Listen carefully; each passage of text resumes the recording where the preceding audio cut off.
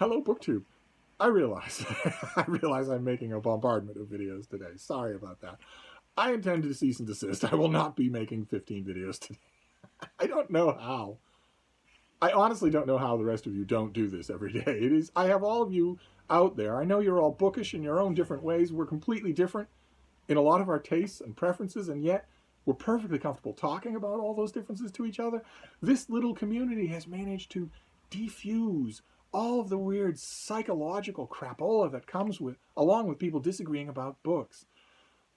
We've learned to, as it were, sing in harmony, and I love that. Absolutely love it. I don't know how, exposed to that kind of community, I don't know how the rest of you don't make multiple videos a day. I really don't. But I realize I'm overstaying my welcome, so I'm just going to make one more video for today, and it's the library tour of Doom, which is a library tour that was mostly Lord Ganesh's fault. He wants to test your mettle, where we're going through all of my books, book by book.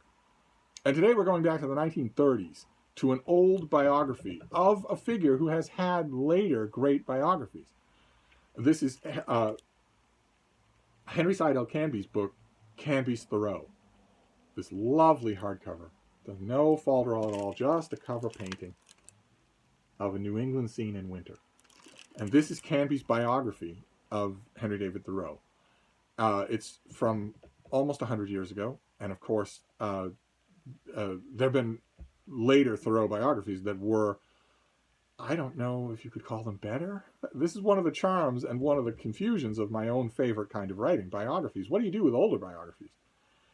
I mean, the later biographies might have access to some new tranche of letters or something like that, but can you really say they're better? Can I really say this is better than Richardson's biography of Thoreau or any of the others that I've read? I don't know that I can. Canby is a wonderful literary sensibility and a very eloquent pen. He was a poobah at the Book of the Month Club back when, as we've mentioned on this channel, back when the Book of the Month Club was a major factor in the book world. So weird. I can hear the sirens coming a mile away. But they are definitely coming. It's one long straight road that goes on forever. So I think this road ends in Florida. So those sirens are probably just going to get louder and louder. But one way or another, there's an eloquence and a wonder to this book, this biography of Thoreau, that is different from the other Thoreau biographies. And Lord knows, I encounter that all the time. I don't know how many biographies of Lord Byron I have. I've got 4 or 5 biographies of Nathaniel Hawthorne, a small stack of biographies of Herman Melville, Roman Caesars, Erasmus, presidents. I guess I love the genre so much that I'm perfectly happy to indulge in the variations. I know that it's tempting on one ideological level to think, well, it wouldn't be great if we had one perfect biography for each important person. And maybe you could make a case that that is true, but I like the variation. And I couldn't do without Canby's Thoreau. I found this at the Brattle Bookshop years ago and was overjoyed to see it. I'd already read it. I read it. It was in a library that I visited a long, long time ago. But I was overjoyed to find it with already somebody had put a plastic cover on it and with this incredibly graceful cover. So I had a blast rereading it, and I think about it when I read some other biological treatment of Thoreau. So I actually do very much recommend this. I think old biographies get supplanted by newer biographies, and it's a pitiless publishing world, so that you have to go to a used bookstore. You have to be lucky or go online. Because no one is going to think that, no publishing house, none of the big 4 or the big 5 or however many it's down to, is going to think there's any merit in publishing in reprinting an older biography of a famous figure. If Princeton or Harvard or Oxford comes out with a new 1,000-page biography of Frederick the Great, they're not going to reprint a great older biography. This one here, this is an absolutely great older biography of Frederick the Great. But who's ever going to reprint it? No one's ever going to reprint it. The idea that biography as a genre can have classics of its own doesn't seem to exist. Instead, it seems like you want to concentrate on what's new.